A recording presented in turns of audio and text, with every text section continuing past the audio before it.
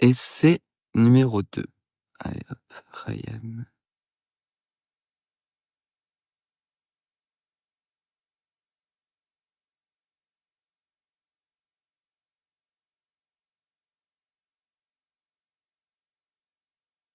On est sur l'essai numéro 2. J'espère qu'il n'y aura pas d'essai numéro 3. Ah, yes! Salut Julien, Sauvé, sauvé. c'est bon, Ça y est, ça c'est marche. bon, ça fonctionne, Tu vas trop bien? bien. Ouais, super, super, et toi? Ouais, nickel. Merci de rejoindre ce live. Comme je disais tout à l'heure, le but c'est de poser vraiment les questions qu'on n'ose pas poser à son comptable. Moi, j'ai beaucoup de mal à poser des questions à des comptables, parce en général, j'ai l'impression de passer pour un inculte. Donc là, le but c'est vraiment de décomplexer le truc et de poser les questions qui nous passent par la tête. Ouais. Il y a déjà une liste de questions. On a 10 questions. Mais la compta, Euh, la compta, je te coupe, hein, mais c'est vrai que non, non, t'inquiète. c'est un domaine qui va être ultra vaste et en fait, on a tout le temps des questions. Mais ce qui est bien, c'est qu'il y a beaucoup de questions qui peuvent revenir. Et notamment, bah, quand on va traiter un type de métier, et ben les questions, bah, au final, vont toujours être orientées de la même manière. Hmm. Donc c'est l'avantage. La compta, c'est pas facile, faut se faire accompagner, mais on va être là pour dégrossir un peu sur les gros traits là, c'est ce Et, midi. et toi, du coup, t'es spécialisé en kiné, ostéo, c'est ça? Ouais, c'est ça, c'est ça. Bon, moi, j'ai pris le parti de m'orienter vraiment sur la partie BNC et en plus sur les kinés et les ostéos. C'est ma grande force. C'est ce pari que j'ai fait là.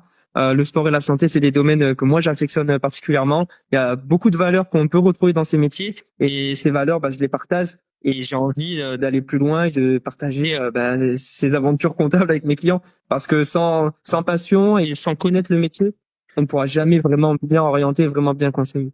Donc Ouais, c'est c'est pour sûr ça que que se c'est mon choix. spécialiser, même dans notre métier, c'est un peu la clé pour être expert en la matière, je pense. Ouais, voilà. Du coup, on va commencer direct. Ouais, Le but, ce sera assez rapide. oui, La première question, c'est la mienne. vas-y. Moi, le midi, je prends à manger dehors. Et la question que je me pose toujours, c'est quel est le montant minimum et quel est le montant maximum le midi? Ouais. Alors, faut séparer vraiment deux choses. D'un côté, on va avoir les repas d'affaires. Donc là, Ok. tout ce qui va être repas d'affaires avec des collaborateurs, avec des futurs patients ou de ces choses-là qui peuvent rentrer dans vraiment ton domaine à toi, mais que Ouais. tu vas les inviter. Là, il y a pas de limite. Pas de limite. Tu peux aller au resto comme tu veux. Pas de Le souci. midi comme le soir, alors, c'est ça, hein? Dit comme le soir. D'accord. Il faut juste pouvoir justifier du resto avec qui tu étais. C'est ça le plus important. Toujours un Et justificatif il y a et il y a pouvoir citer des des noms. contrôles sur ça? Il y a des contrôles sur ça. En cas de contrôle, ils peuvent venir regarder le justificatif et dire, OK, là, vous avez passé ce type de resto avec qui vous Oui, étiez. C'était mais un repas d'affaires avec qui vous tu vas étiez. dire que tu l'as fait avec, tu vas inventer. Enfin, ils pourront pas vérifier avec qui t'as mangé, non? Alors, ils pourraient aller plus loin, chercher les numéros. Alors moi, je l'ai jamais vu. Mais par contre, ils vont attendre au moins des noms. Ils vont attendre au moins des noms et on peut s'attendre à ce qu'ils appellent ces personnes pour demander est-ce que D'accord. vous étiez bien là ce jour-là. Mais bon, Ouais. on est sur un resto, c'est pas un montant qui est ultra D'accord. significatif. Le risque est quand même modéré. Mais la règle, c'est repas d'affaires, on justifie. Ok, ça Ensuite, marche. sur les repas que toi tu vas prendre tout seul le midi, il faut vraiment faire séparer deux choses. L'administration va partir du principe que si tu n'es pas à ton domicile, tu vas pouvoir te restaurer. Hmm. Le repas pris au domicile, c'est environ 5,35 €. C'est comme ça qu'il estime. Ok. Donc la base, c'est 5,35 €. Ah ouais. Il y a un plafond de déductibilité maximale qui est à 20,70 €. Donc on peut Donc payer le max 20,70 €. pas tout à fait.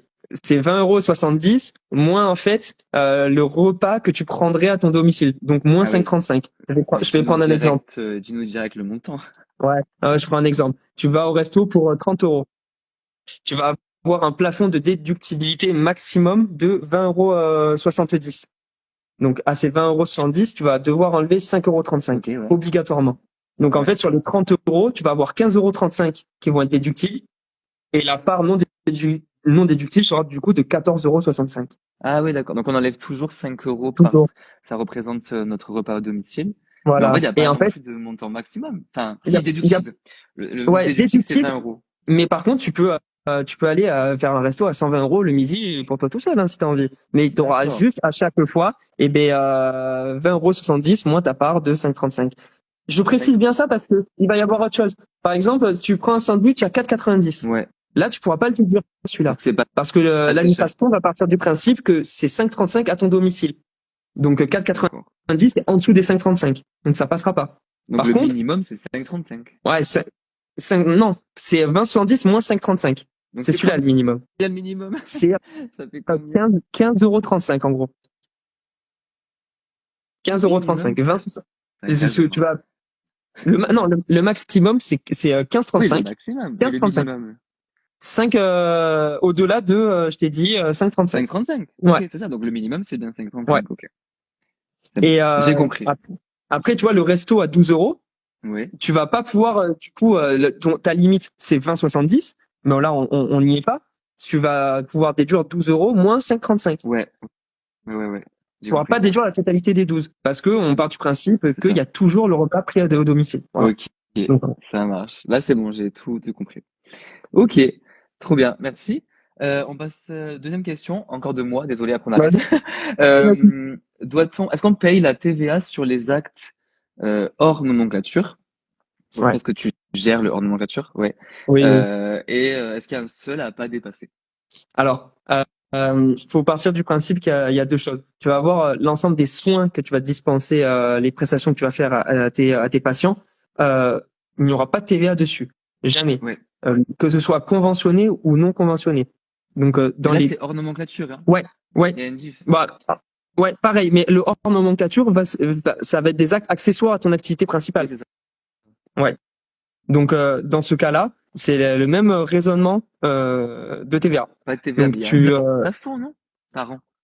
alors ouais, il y a un plafond, mais tes actes hors nomenclature ne vont pas rentrer dans ce plafond. Ce qui va être soumis à TVA, ça va être les sous-locations de cabinet et les rétrocessions de collaboration. C'est Alors, vraiment la rétro, ouais, ok. les points qui D'accord. vont être soumis à TVA. Donc le seuil, c'est 39 100 de chiffre d'affaires hors taxe. Donc si tu dépasses les 39 100, et tu vas devoir facturer de la TVA seulement sur les actes sur lesquels la TVA est applicable. Mais toi, sur tes prestations, que Ok. ce soit conventionnées, non conventionnées ou hors nomenclature, vu que c'est une prestation qui est accessoire à ta profession, pas de TVA dessus. D'accord. J'ai compris. Voilà. Donc, c'est que, la sous-loc et les Et les rétrocessions rétros. en tant que collaborateur. Donc, moi, je suis assistant. Non, mais rétro, elles ont pas de TVA. Les rétros que touche mon titulaire, il Ouais. paye une TVA dessus? Non. Ah oui, d'accord. Si dépasse 39 100 € Ouais. par an. Mais Si sur moi, une non. année, C'est celui qui toi non. reçoit la rétro. Ouais, c'est celui qui reçoit la rétro. C'est celui qui va le recevoir. Et parce que du coup, quand tu encaisses des Oui, oui. rétrocessions, tu vas devoir, tu la collectes, la TVA, tu vas devoir la payer derrière. Si tu dépasses les 39 100. Que ce soit collaborateur, assistant, Peu c'est ça? importe. Si tu es dans le cadre où c'est toi qui va encaisser des rétrocessions, et ben, Ouais. tu vas devoir te poser la question à un moment donné. Donc, il faut bien le suivre, ça. C'est C'est une rétrocession. pour éviter D'accord. c'est pour éviter de faire que de la rétrocession. De Ouais. vivre que ça. Ah oui, oui. Ouais. D'accord. Ouais. Très bien. Ben écoute, au moins c'est clair. Mm. Alors, question de Valentin sur Instagram. Ah oui, Ouais. alors c'est une question pour moi. Euh, il me demandait pourquoi, enfin, qu'est-ce qui est pour moi un bon comptable? Mm. Alors déjà, je vais répondre à la première. Euh, pour moi, un bon comptable, déjà, ça dépend allez, dans quelle situation tu es. Typiquement, moi, je trouve que si tu viens de commencer ton activité, si tu es nouveau diplômé et que tu viens de commencer ton activité, je trouve que prendre un comptable qui te donne des conseils, qui t'explique, qui prend le temps de t'expliquer, c'est primordial quand tu commences, quoi. Pour Mm. déjà choisir le bon régime, enfin, j'ai pas tous les termes, mais choisir la Oui. bonne forme, micro, BNC, tout ça, et tous les conseils.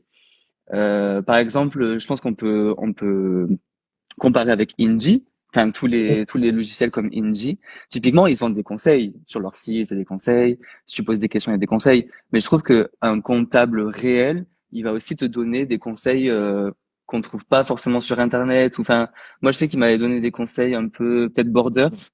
Oui. Je sais pas si je peux le dire, mais et enfin voilà, je trouve que c'est quand tu commences surtout, c'est vraiment primordial. Mm. Après. je trouve que par exemple quand tu es par exemple en micro BNC par exemple et ça fait je sais pas 10 ans que tu fais ta que tu fais ta compta toi-même et tout, peut-être que c'est pas 100% nécessaire. Je sais pas Mm. ce que tu en penses, mais voilà, ça dépend vraiment du profil. Ouais. Bah alors, Toujours pas. ouais, je suis d'accord. Au démarrage, c'est ultra important pour moi de se faire orienter sur le choix du statut, parce que on peut rester en micro, c'est une chose, mais rapidement le statut du micro peut ne plus être adapté à votre situation, parce que on ne peut pas déduire toutes nos charges. Et à un moment donné, on va avoir un chiffre d'affaires qui va augmenter, et on va peut-être avoir des charges qui, de la même manière, vont augmenter. Et donc il faut se poser la question. Parce que ce passage du micro sous un régime réel, c'est une combinaison de deux facteurs, du chiffre d'affaires et des charges. Donc c'est à ce moment-là qu'il faut vraiment se poser la question. Et les logiciels en ligne ne vous apporteront zéro réponse sur ça. Les logiciels en ligne peuvent vous aider à faire votre compta si c'est quelque chose d'ultra simplifié, mais que vous n'êtes pas en besoin de conseils, parce que du conseil vous allez en trouver. Mais par contre, c'est à vous de faire votre propre comptabilité, c'est à vous de prendre les risques, surtout parce que bah, si un problème, c'est pour vous. Il n'y a pas d'expert comptable qui va venir vous défendre. Et le dernier point, quand on fait sa compta sur un logiciel en ligne, il y a des indicateurs qui arrivent aux impôts. Parce qu'ils vont savoir que ce n'est pas un expert comptable qui a fait la liasse fiscale. Ils vont Ah le ouais. savoir. Ça, on le sait. Parce que quand c'est tenu par un expert comptable, il y a toujours une mention que c'est fait par un conseil. Tandis que là, il n'y a pas de Hmm. conseil. Là, c'est vous. Et donc, tout ça, les impôts le voient. Et les contrôles, Ouais, forcément. logiquement, vont être un peu plus orientés bah, sur les personnes qui font eux-mêmes leur compta. Donc, je dis attention, si vous avez quelques bases de compta, pas de problème. Mais il faut trouver, enfin, faut voir il y a des limites. Et il faut voir surtout le risque que vous voulez prendre. C'est tout. Voilà. Et puis j'ajouterais que moi, avec les petites expériences que j'ai eues, donc pour moi, un bon comptable, c'est aussi quelqu'un qui est disponible. Mm. Et ça, la disponibilité d'un comptable, c'est vraiment pour moi le critère numéro un. Et en second plan, c'est aussi la communication, c'est-à-dire est-ce qu'on va être à l'aise de parler. Enfin, je trouve que l'argent, c'est hyper tabou. Mm. On a du mal à en parler, même en tant que kiné, on a du mal à parler de chiffres, poser des questions, de s'intéresser sur le sujet. Mm. Et voilà, pour moi, un bon comptable, c'est aussi un comptable qui est ouvert à la discussion et avec qui tu te sens bien de communiquer, de parler. Ouais. Je Et suis les d'accord. drapeaux rouges, parce que la deuxième question, c'était quels sont les red flags à Ouais. faire attention quand on contacte un comptable pour la première fois. Mm. Eh bien, je dirais que quand on contacte un comptable pour la première fois, on ne verra jamais les red flags parce que les red flags, la disponibilité, la communication, bah, la communication, oui, mais la disponibilité, tu la sauras en vrai jamais. Ouais. Il pourra te Ouais. dire oui, oui, on répond vite et tout, mais en fait, tu sais jamais. Mm. Donc, pas si évident. Et par contre, voilà, la communication, ça, tu le verras de suite, je Et, pense. et moi, j'ajouterais, choisissez peut-être quelqu'un qui va être spécialiste de votre profession. Ça reste toujours plus simple et le conseil sera toujours plus direct. Ouais. Euh, Voyez un cabinet qui gère bien les BNC. Déjà ça, même si c'est pas sur du kiné ou de l'ostéo, si c'est pas vraiment ça, déjà qu'il soit spécialiste de BNC, c'est déjà pas mal. Ouais, c'est Et vrai. en plus, si vous pouvez choisir quelqu'un qui fait que votre métier, bon bah c'est jackpot pour vous parce que bah, les conseils ils seront encore plus ciblés. Voilà. Carrément. Alors, du coup, question de Manon sur Instagram. Pareil, on revient sur la TVA, mais du coup, je pense qu'on y a répondu. Non, sur l'activité déconventionnée. Ouais. Les questions, c'est sur la TVA, mais aussi sur les taxes et les charges sociales. Et ben, en fait, ça va être, on va se rapprocher de la question d'avant, parce que pour la TVA, comme je le disais, sur le conventionné, le non conventionné, il n'y en aura pas. C'est les prestations de soins. Donc la TVA sera vraiment imputable sur la partie commerciale. La partie commerciale, c'est les full loss et les rétrocessions. Ok. Donc là, on n'y est pas. Après, en termes de charges, si j'englobe les charges sociales quand on est en BNC, bon ben, vous savez, il y a l'URSSAF, l'URSSAF qui est la principale charge hein, de l'activité avec tout ce qui est Carpinco et ces choses-là. Donc bon ben faut savoir, il y a ces 40% environ d'URSSAF qui sont là. Il y a une régularisation qui s'opère d'une année sur l'autre quand on déclare nos revenus. Donc faut l'anticiper, cette régularisation, C'est le même taux. C'est le même taux de charges sociales, que ce soit déconventionné ou ce sera conventionné. D'accord. pareil parce que vous êtes imposé sur un résultat. C'est un résultat et ce résultat, Ah il oui. va prendre en compte le conventionné comme le non conventionné. Oui. Donc c'est pareil. Très bien. Juste, moi je mets en garde sur l'URSSAF. Il y a la régularisation d'URSSAF, vous la connaissez tous. Maintenant, on peut l'anticiper. Et ça, c'est super important. Il faut l'anticiper, il faut pas se laisser déborder. Et il y a des choses, des actions concrètes qui peuvent être faites en milieu d'année notamment pour éviter chaque année d'avoir une sortie de réseau inutile. Ça, j'en ai beaucoup parlé moi sur mes réseaux. Et je Oui, c'est ton continuerai d'en chemin, parler. Ouais, et ouais, c'est ton ouais, parce combat, que quoi. mais tout le monde en parle. La régularisation URSSAF, et elle est présente, elle est T'as là. Mais par contre, t'as raison. l'idée, c'est au moins de le savoir et de l'anticiper. Il y a des Et on peut faire des solutions, choses. Voilà. complètement. Une Trop fois qu'on bien. s'y est derrière, qu'on est prévenu, ça va. Ok, trop bien. Alors, question de Valentin sur KineBoost. KineBoost, c'est ma newsletter. Alors, Ouais. il est étudiant et il se demande, c'est une question osée un peu, il se demande s'il pourrait, une fois diplômé, faire passer le prix de son école Mhm. en frais afin de récupérer, blablabla. Enfin, ce qu'il pourrait Mhm. faire passer en frais. Malheureusement, non. Ouais, bah oui, Non, clairement, hein, je me doutais de la réponse, on quoi. pourra pas. On pourra pas parce que on va partir du principe que sur une année d'exercice, on va avoir les prestations de notre chiffre d'affaires et en face, on doit avoir des charges qui correspondent à notre activité. Là, pour le coup, les frais de scolarité, oui, ça va l'aider à atteindre ce but, mais par contre, ces frais de scolarité ils ne contribuent pas à son chiffre d'affaires. C'est indirect en fait. Oui, Mais non, on pourra pas. Par contre, si on est on peut être en micro, on peut passer sous un régime de la déclaration contrôlée, donc on passe sous un régime de BNC classique.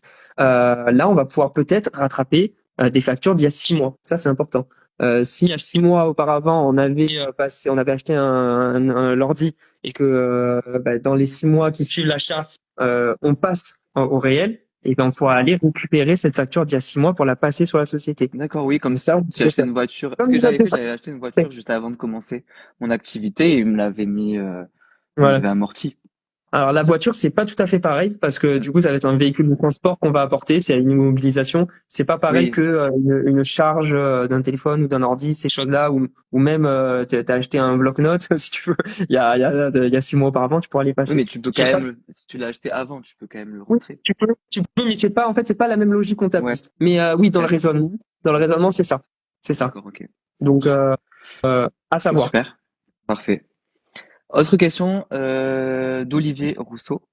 Il demandait si les ZFU, donc les zones franches où on est défiscalisé, Oui. elles ont un impact sur le revenu des remplaçants. Lorsque le remplaçant remplace un kiné qui exerce dans ces ZFU. Comment ça se Ouais. passe?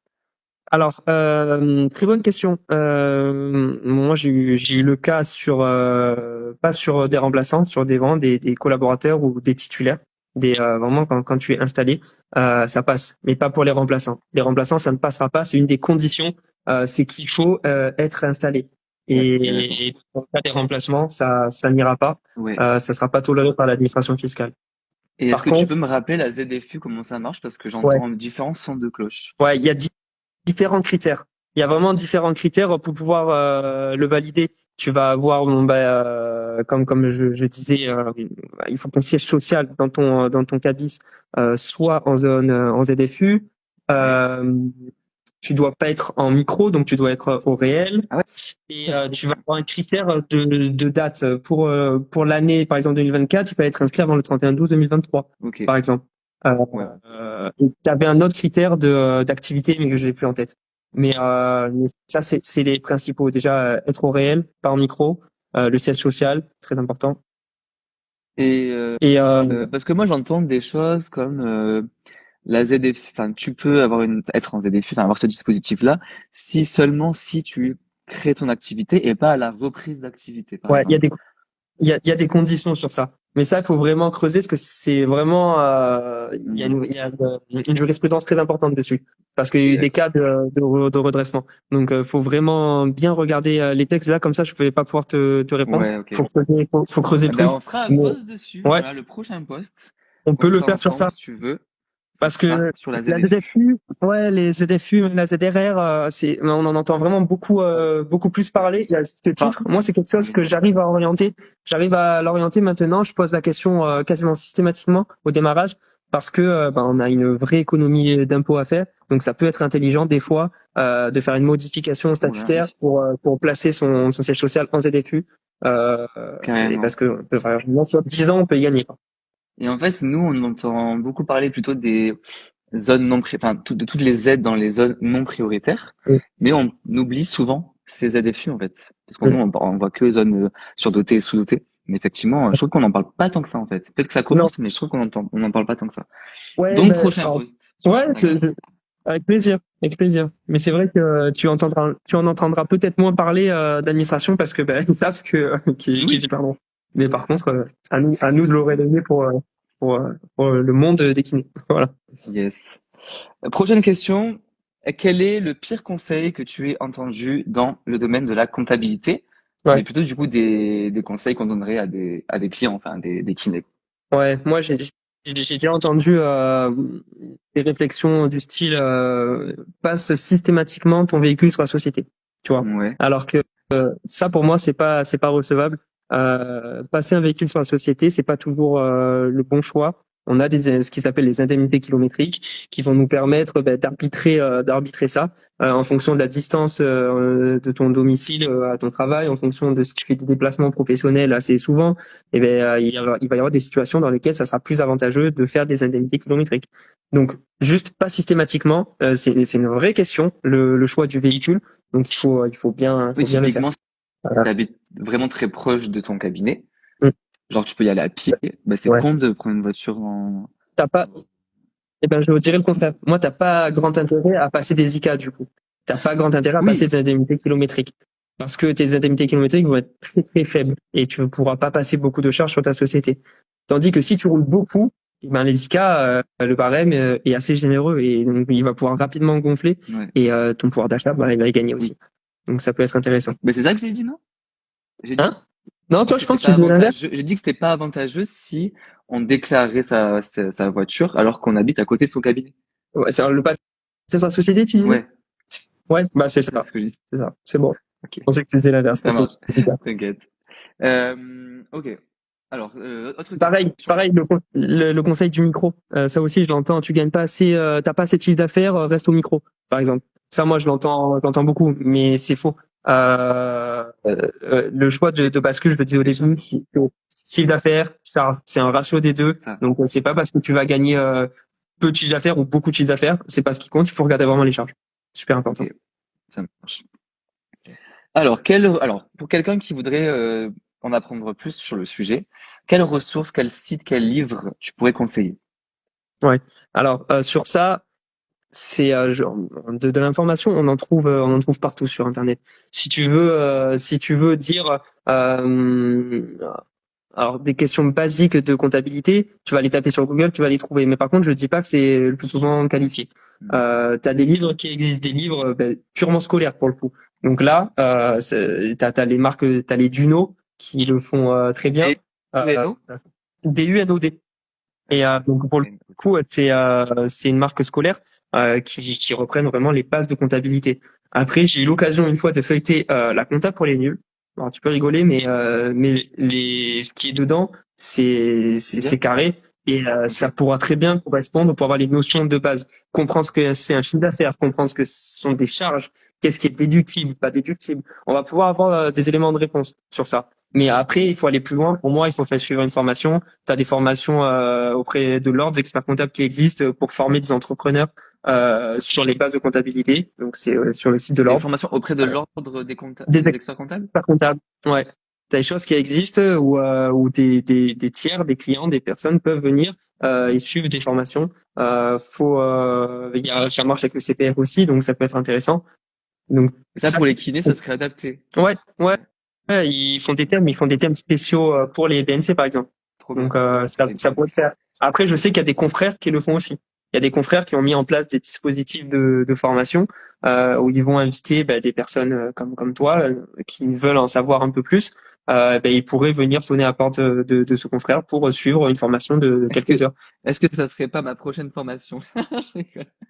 Alors, non, parce que t'as des notions quand même. Je peux t'assurer qu'il y en a qui partent de Non, mais je veux dire ma beaucoup loin. prochaine formation sur Ah, Yotera. Tu sais, moi, je fais des formations en ligne. Et ouais. non, mais non, mais Ben, pourquoi? ça pourrait valoir de creuser dessus. Mm. Grave. Et du coup, parce que moi aussi, dernièrement, j'ai cherché, parce que dernièrement, c'était la déclaration d'impôt, Ouais. et je cherchais des ressources, en fait, pour l'année prochaine et pour m'instruire sur le sujet, parce qu'il y a des choses, donc on n'est pas trop formé sur tout ça.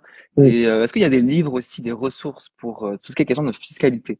Même hors Ouais. kiné, tu vois, pour un peu tout, le patrimoine. Surtout, ça Ouais. existe. Ça existe. Tu vas à la Fnac, tu vas Oui, chez mais moi, je veux Darty. dire, oui, mais Et ça, c'est généraliste, tu vois. C'est pas évident de trouver, en vrai, hein. J'ai limite, cherché sur Internet. sur la fiscalité, précisément, tu en auras. Tu en auras. Mais comme tu dis, ça va être Pas trop. des fois très généraliste. Et pour le coup, ça va peut-être aborder des thèmes, par exemple, d'impôt société, et toi, ça ne te concerne pas du tout. Donc, pour moi, il faudrait vraiment cibler sur du BNC, sur les professions libérales. Mais ça doit se trouver. Moi, Mais j'ai pas. même au-delà des professions libérales, hein, je parle du reste, tu vois, c'est pour ta Ouais. déclaration perso. Je trouve que c'est pas évident, j'ai cherché, hein, franchement, sur Internet, et ça donne pas trop envie ce qui existe, donc je pense que ça vaudrait le coup qu'on essaie de chercher ces ressources-là, quoi. Ouais. Alors Je pour le pense que ça coup, peut intéresser. pour le coup, ouais. Mais moi, je vais avoir tendance à te dire, t'as pas besoin d'aller acheter tout ça. Appelle ton expert comptable et c'est Ah lui qui va oui, t'orienter sur c'est tout. Tu vrai. vois. Hmm, Donc ouais, ok. pour moi, je suis le mieux placé pour t'aider sur ça. Et l'idée, c'est que moi, quand je le dis à mes clients, je suis là pour vous réduire au maximum vos tâches chronophages. Donc, Ouais. en fait, si tu veux te documenter pour le faire toi-même, bah, tu vas passer du temps. Mais après, si c'est quelque chose qui t'intéresse, que tu veux le faire, j'entends que ce soit compliqué à trouver la doc. Mais normalement, ton expert comptable est là pour ça et Ouais, mais moi, je tu t'en suis du occupes tout de style suite à pas. chercher par moi-même, Ouais. hein, tu sais. Ouais. Ok, Ouais. mais ça, j'entends, effectivement. Ouais. Autre question, quelle est la date limite pour changer de comptable et comment faire exactement? Ça, c'est une question pour moi, clairement, parce que Ouais.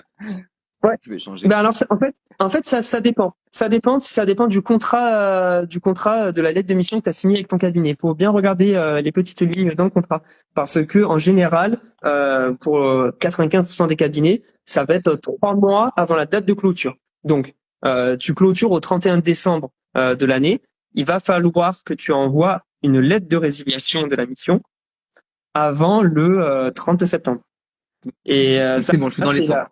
Je C'est dans suis les dans les temps. temps. T'as jusqu'au 30 septembre, là, 2024, si tu veux, en 2025, passer et être avec un nouvel expert comptable. C'est parfait. La règle, c'est ça. Mais certains, dans l'ordre de mission, vont mettre 4 mois Ok, avant la date de clôture. regardez le contrat, Voilà. donc. Pour garder dans le contrat. Mais c'est avant le 31 décembre. Ok, et on l'envoie en courrier recommandé? Ah ouais, c'est un courrier recommandé, c'est toujours mieux. Après, moi, j'ai eu des confrères qui acceptaient juste un mail. Mais le mieux, c'est un courrier avec accusé de réception. Et la lettre de résiliation, t'as des modèles qui existent en ligne.